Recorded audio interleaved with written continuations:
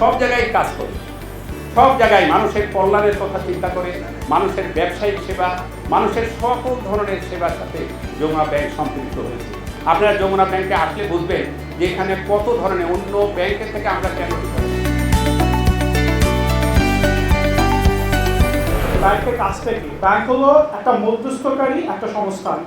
So এখানে কিন্তু শুধু এক পার্টি মুনাফা, একজন কিন্তু মুনাফা করছে না, যে আমানত রাখছে সেও মুনাফা করছে, যে বিজনেস করছে সেও মুনাফা করছে, একই সাথে মধ্যস্থকারী ব্যাংকও মুনাফা করছে। সেখানে তিনটা সেক্টর একসাথে বসে কিন্তু মুনাফা করছে। সো আমরা বিশ্বাস করি যমুনা ব্যাংক হলো প্রবৃত্তি, উন্নতি এবং নিরাপত্তা।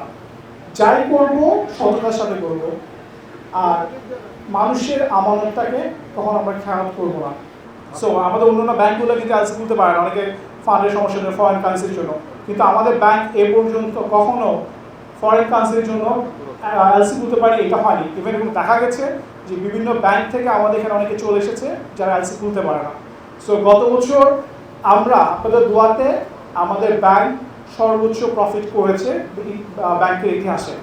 আলহামদুলিল্লাহ যমুনা ব্যাংক ওসব উঠে এবং বেশ ভালোভাবে সুনামের সহিত চলে যাচ্ছে আপনাদের দোয়াতে।